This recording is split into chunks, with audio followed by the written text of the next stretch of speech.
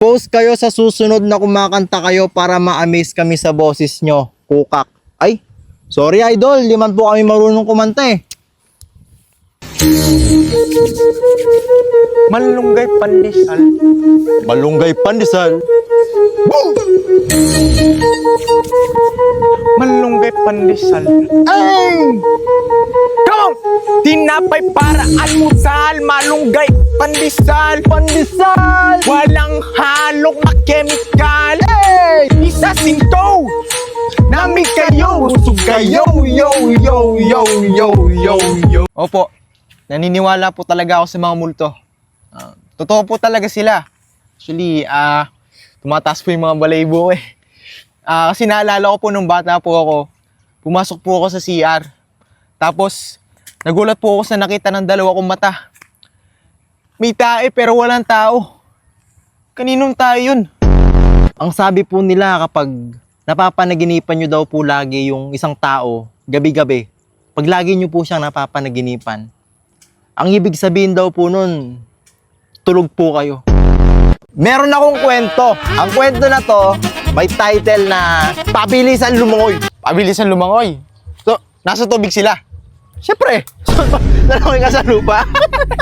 Ano to, competition sila. May tatlong naglalaban, tatlong lahi. Yung unang lahi, Kano. Yung isa, Hapon. Hapon. Yung isa, Taiwanese. Taiwanese. Hindi kasama yung Pinoy ha. Hindi kasama yung Pinoy dyan ha. Ngayon, yung gagawin nila, kailangan lang nilang lumangoy sa tubig na puno ng buhaya papunta sa kabilang isla. Kung sino man yung makakatawid sa kabilang isla, mananalo na 10 milyon. 10 milyon! 10 milyon! Nag-start na yung laro. Unang tumalon yung Kano. Ano Pagkatalon ng Kano, lumangoy! Lumangoy! Uy! Nakapunta sa kabila! Hindi! Kalahati! Kalahati! Kalahati Sayang! na! Kinain ng buhaya. Ano yan? Buhaya! Patay na. Patay na.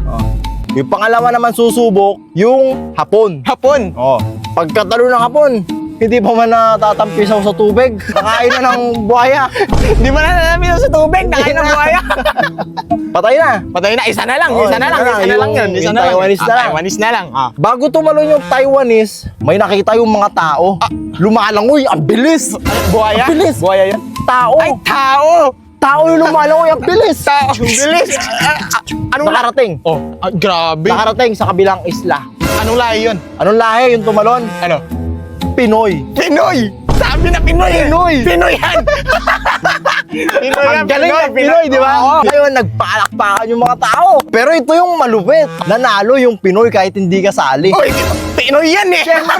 Pinoy yan Siyempre, eh. mahirap yun! Mahirap Oo. yun! Ngayon, i-interviewin na siya.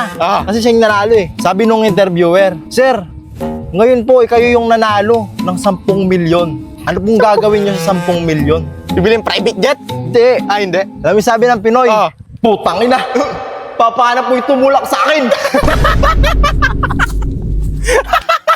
Tinulak mo.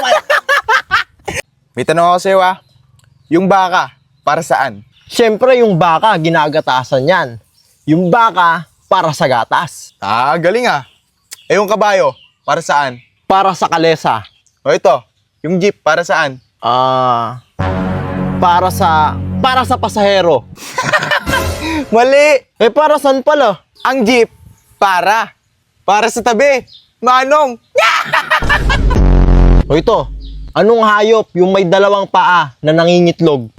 Siyempre, manok! Galing O ito, ano naman yung hayop na may 4 na paa tsaka 2 sungay na makikita sa bukid? Dali naman yan!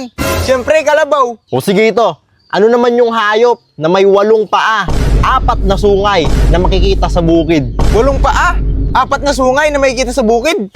Meron bang ganun? Ayan ang sinasabi ko sa'yo. Siyempre meron. O sige, ano? Siamese twins na kalabaw. Boss, pwede bang magtanong? Oh, nagtanong ka na.